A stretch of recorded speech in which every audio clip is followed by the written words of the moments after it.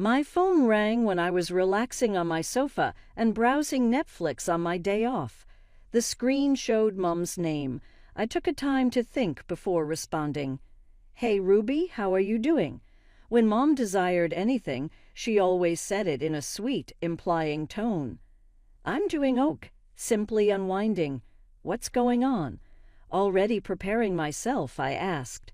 Her words, "Well, I need to ask you for a small favor," confirmed what I had suspected.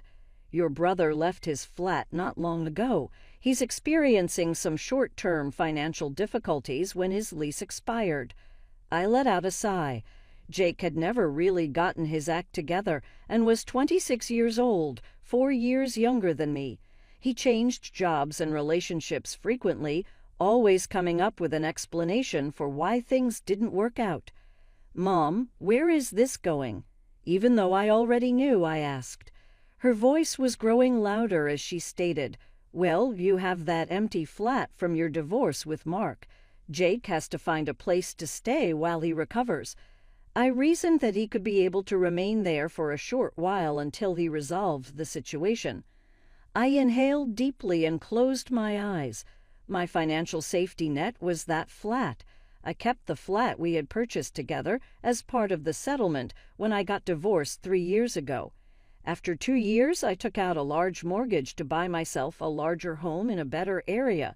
In order to help pay my mortgage, I intended to rent out the previous flat.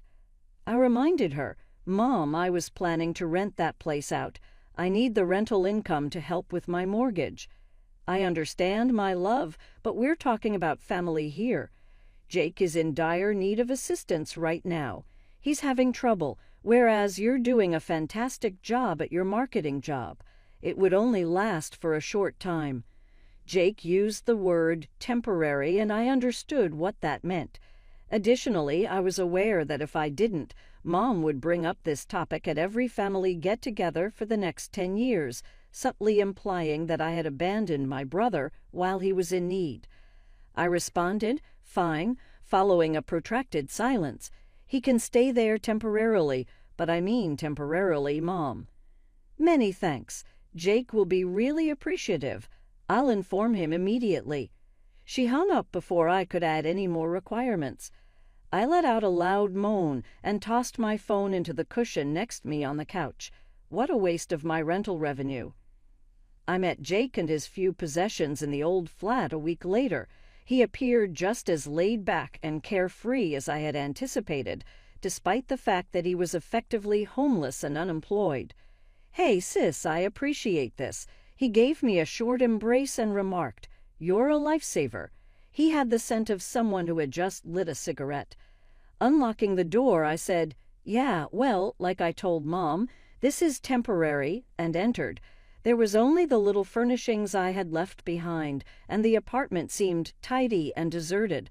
"I need to rent this place out eventually." Of course," Jake said, looking around. "I'll be out of your hair in no time. Just need to get my next gig lined up, you know. Got some promising leads already." I'd heard that before. "Jake, I need you to follow some rules while you're here." He turned to me with a slightly annoyed expression, but quickly masked it. "Sure, shoot." "First, no moving anyone else in without my permission. Second, clean up after yourself. This place needs to stay in good condition. Third, no loud parties. The neighbors already know me, and I don't want complaints. Fourth, no pets without asking me first." Jake held up his hands. "Totally reasonable. I promise I'll be the perfect tenant. You won't even know I'm here." For the first few weeks, I was vigilant. I'd stopped by after work unannounced, and to my surprise, Jake seemed to be keeping his promises. The apartment was reasonably clean. No strange people were living there, and he even cooked dinner for me a few times when I came over. "See, I told you I'd grown up," he said one evening as we ate pasta he'd prepared. "I'm impressed," I admitted. Maybe Mom was right for once. When I went to my parents' house for our traditional Saturday dinners, they were full of praise. "It's so good to see you two getting along," Mom said, serving meatloaf. "Family should always help family. I'm proud of you, Ruby." Dad nodded in agreement. Jake says you've been really supportive. That's what siblings are for. I felt a warm glow of approval I hadn't felt from them in years. Maybe this wasn't such a bad situation after all. After about 2 months, I relaxed my surveillance. Work got busier, and I was dating someone new. I called Jake occasionally to check in, but I stopped dropping by unannounced. "Everything good over there?" I asked. "Yep, all good. Place is clean. Bills are paid. No wild parties," he'd always respond cheerfully. I should have known it was too good to be true. One Tuesday evening, I suddenly remembered I'd left some important documents in the filing cabinet in the spare bedroom of the apartment. I needed them for a meeting the next day, so I drove over without calling first. When I got to the apartment, I could hear music blasting from inside. I rang the doorbell, but no one answered. After trying a couple more times, I used my key to let myself in. The sight that greeted me stopped me in my tracks. A young woman I'd never seen before was dancing around my living room, wearing nothing but one of Jake's t-shirts. When she saw me, her eyes widened in shock, then narrowed in anger. "What the hell? Who are you, and why are you breaking into our apartment?" she yelled over the music. "Our apartment?" I was too stunned to respond immediately. "Hello, I'm talking to you. You can't just walk into someone's home with a key," she continued, turning down the music with a remote. Before I could answer, Jake came rushing out of the bedroom wearing only boxers. His face fell when he saw me. "Ruby, I didn't know you were coming by," he stammered.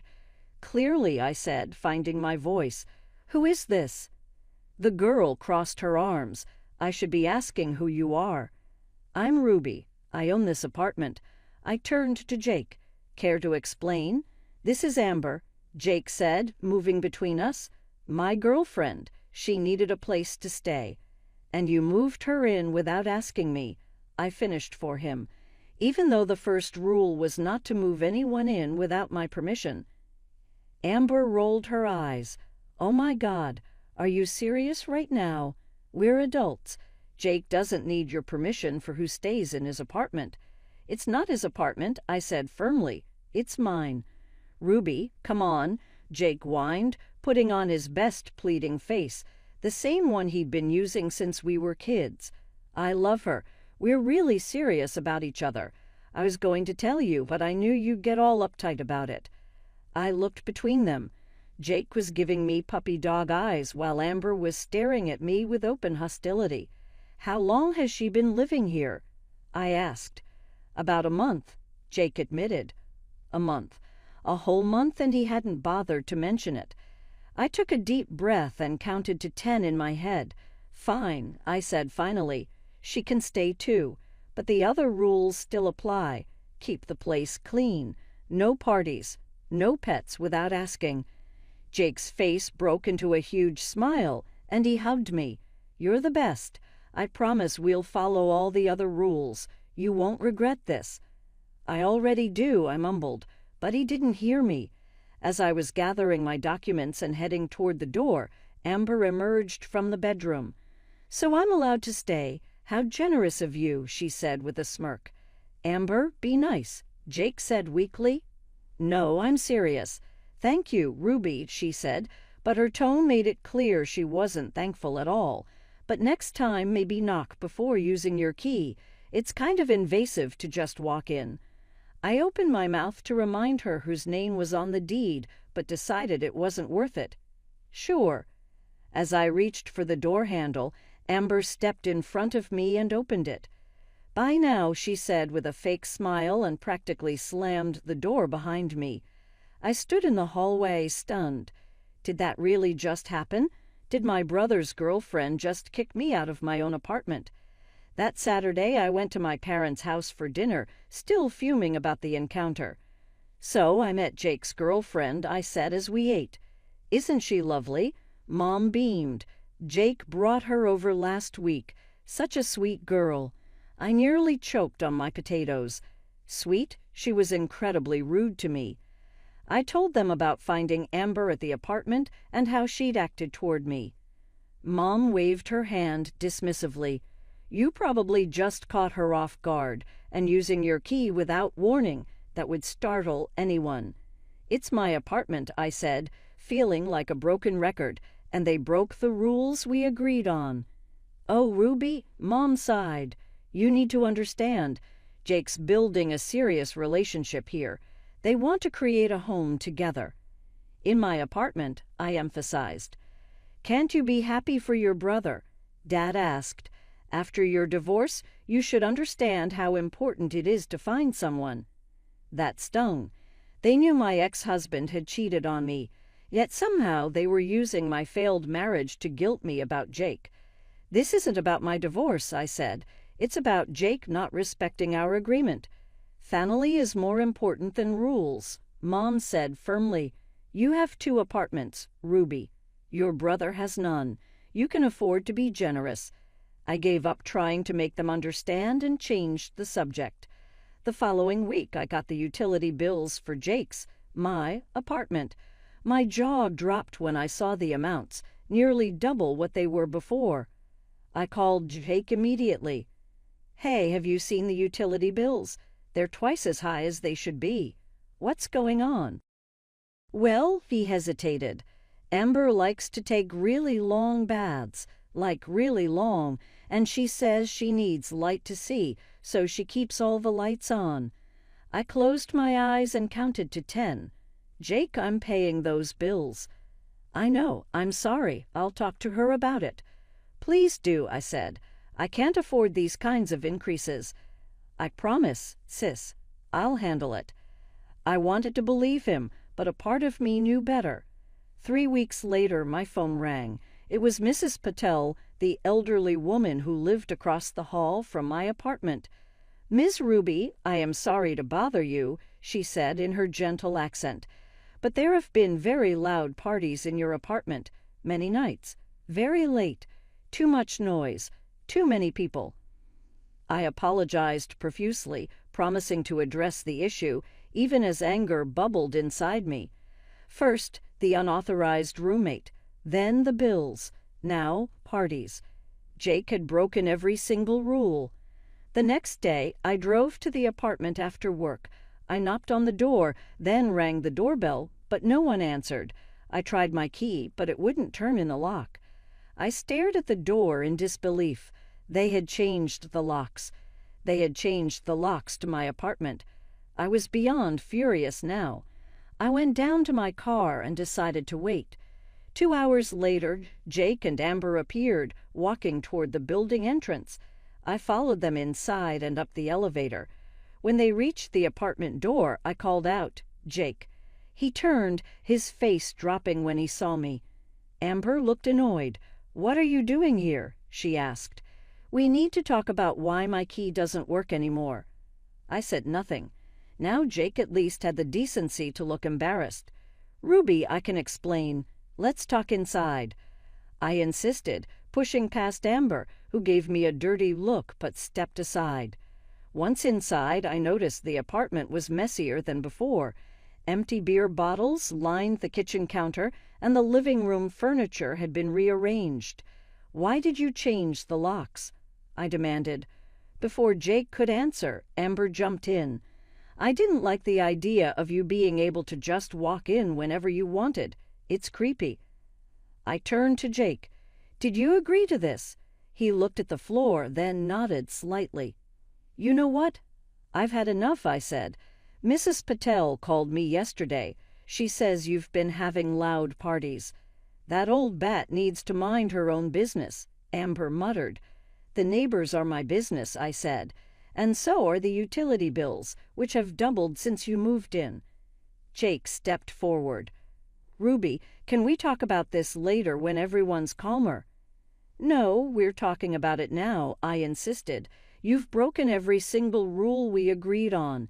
You moved someone in without asking. You're not keeping the place clean. You're having parties. And now you've changed the locks to my property without my permission. Amber rolled her eyes and went to a drawer, pulling out a folded piece of paper. Here. What's this? I asked, not taking it. It's a list of rules, she said, shoving it into my hands. If you want to visit your apartment, these are the conditions. I unfolded the paper, not believing what I was hearing. As I read through the list, my jaw dropped. The first rule stated I needed to give them at least 3 days' notice before visiting. The second said I couldn't come after 7:00 p.m. or before 10:00 a.m. The third forbidden topic was any discussion of bills. Rule 4 stated I needed to be quiet while visiting and not create drama. Rule 5 demanded I buy them new furniture since the current stuff was old and ugly. The list went on with increasingly ridiculous demands.